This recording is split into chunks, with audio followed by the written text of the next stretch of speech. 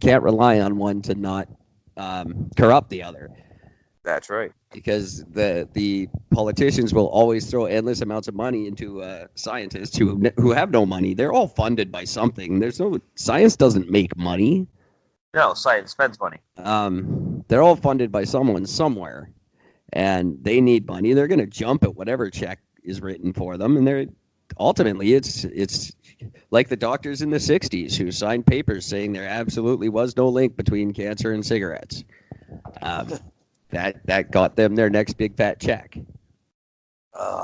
And God, we need to eliminate money. That ultimately, yes, that would be ideal. If money weren't there to blind everyone to the importance of truth, then we might actually get some answers every now and then. But right now, answers aren't profitable. You know, it's just like every other thing. You're not going to solve crime. How many people would be out of a job if you stopped crime? No one's looking to stop crime. Cure cancer? Fuck no. Hundreds of thousands of people would be broke tomorrow if you cured cancer. We can't have that. It would be mayhem. All the people who are trying to cure cancer would be out of a job. Yeah. All the people who raise money for it every year. All the societies that exist only as long as cancer does. You really think the Red Cross wants to cure diseases? 70% of your donation goes to their administrative fees. See, that's the thing. That argument of, if there's a cure for cancer, then there's, you're going to all these people lose their jobs. Bullshit. This is just one particular disease that they're looking at.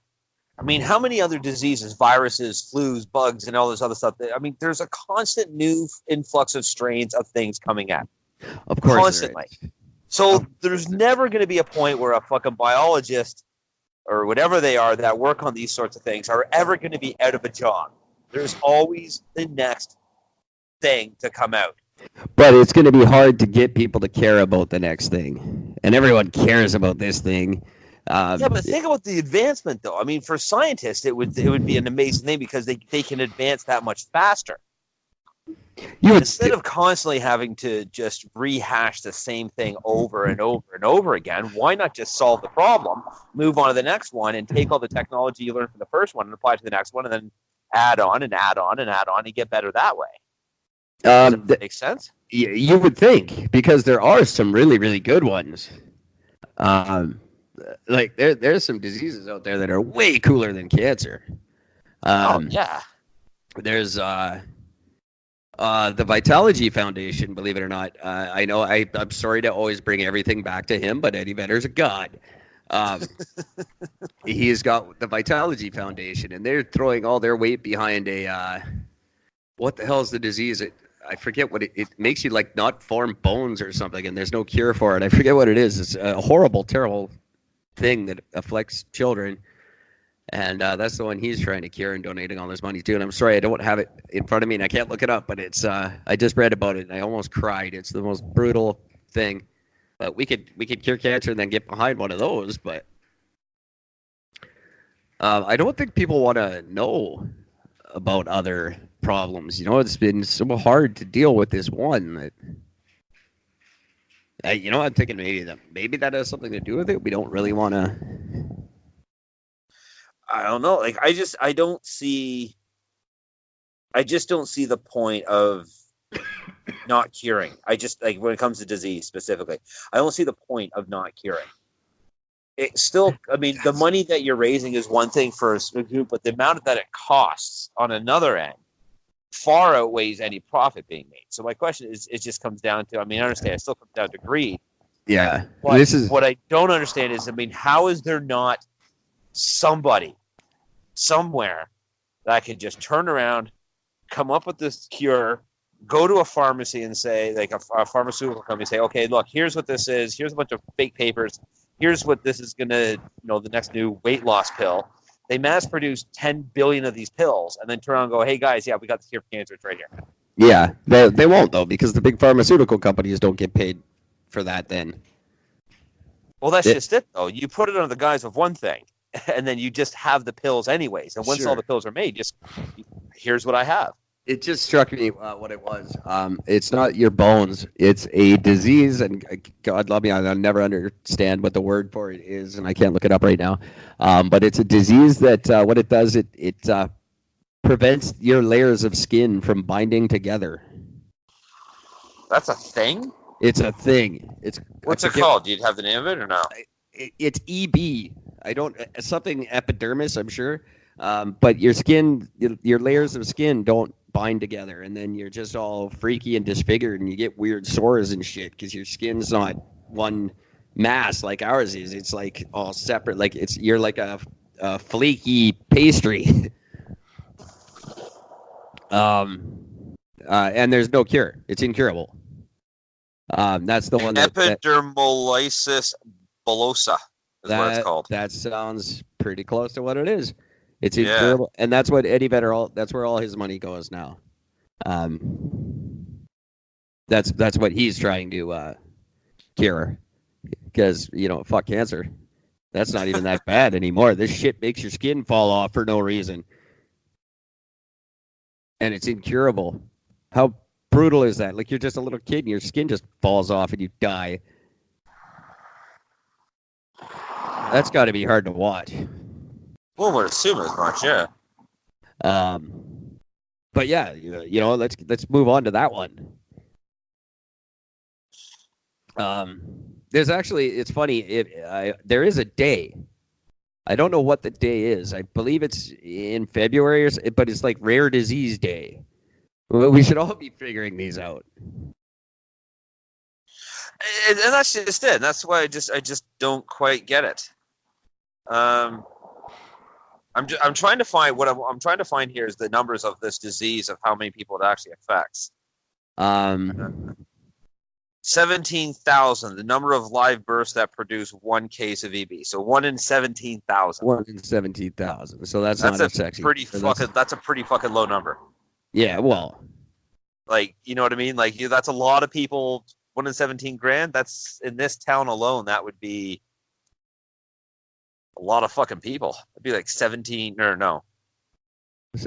You're like, you're around 7 million. No, well, I'm just trying to think. Like, Milton alone is like about 135,000 people. Okay, so round up to 170,000 people. That would be 10 people, right? 10 people. So yeah, 10 people in this town alone have that type of a fucked up disease. That's crazy. Yeah, right? But you never heard of it. Like never heard of it. No. Think in Canada we're 37 we're what are we now? 37 million people in Canada. So if it was 17 million, it would be one in every that'd be a big percent. I can't do math. Math's not my fucking thing. Calculators at ericandgord.com. Send your unused calculators to Eric at ericandgord.com. I need them. I cannot do math. The school system failed me miserably. It's not my fault. I can't do math. I can speak French. Almost. I can't, and I won't. 37 million. I got a calculator, so I'm figuring this out. 37. There's an E in there. That's not supposed to be there. No. This is a horrible idea for a show. It's just a short episode, everybody. I haven't posted episodes in the past couple of days due to a technical error, but there's going to be a whole bunch going up tomorrow, including this one, maybe edited a little bit. And we'll get things back on track next week, where we're going to have 2 fantastic guests, possibly 3, because crazy conspiracy lady came hunting me down again.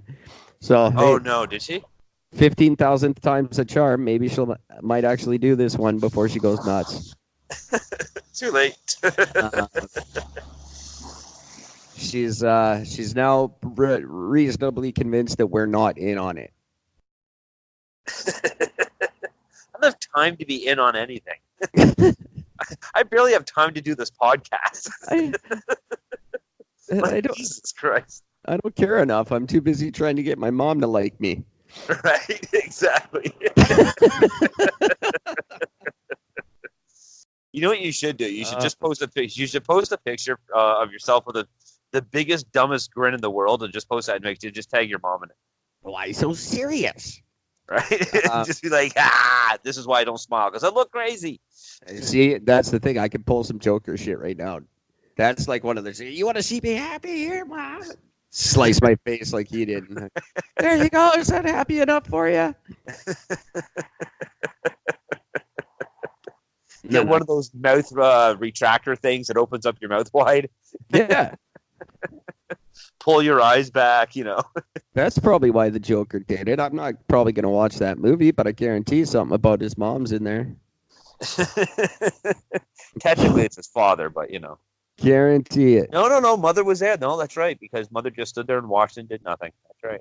Well, the story changes all through the movie, right? Like it was his wife, and then it was his parents, and that's the thing about Joker. Nobody has a clue where it actually, like, how it happened, because that's he the doesn't cool tell part. the same story twice.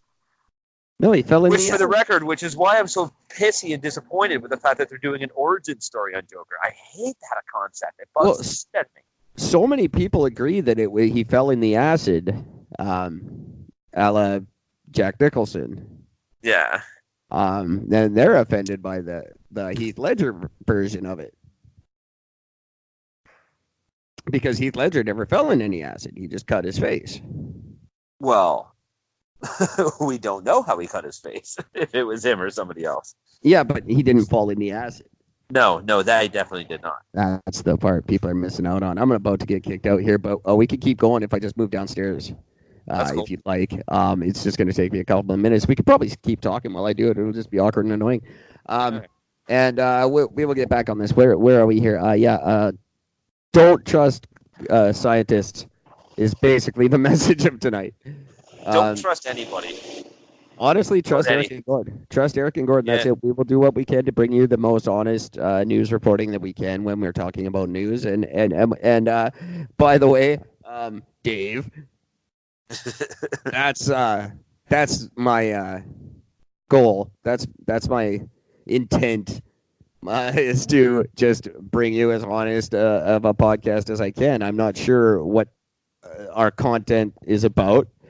Listen and find out. I think it's about really interesting stuff. I think we try to be as meaningful as we can and as topical, and sometimes we just do some personal stuff that's a little lighthearted, and sometimes it's insightful stuff for dudes our age because we are those and we want to, share each other's what we know. So if you're wondering what, I don't know how to answer exactly what you're asking, but listen to the show and figure it out. I think I did a pretty good job of answering the question on Facebook today. I hope I did. I think you did. Yeah, it was definitely a lot more informative than mine was. I wasn't trying to be too caustic with it, or yeah. I deleted an answer because you should have heard my first answer as soon as he told me my picture of the Russian flag was confusing. Well, that would be confusing because it wasn't Russia. That would be confusing since it's a communist flag and it has to do with a communist regime of today. But he said, I'm not even sure how that could be topical. Your Russian-American flag, that's not about the president. Are you fucking kidding me, Dave? Come on, buddy. Do you not...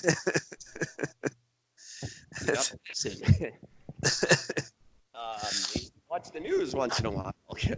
Yes, I know Russia is not very topical. No, not unless you're saying Putin specifically. And usually it just relates to Putin and Trump. So that's exactly.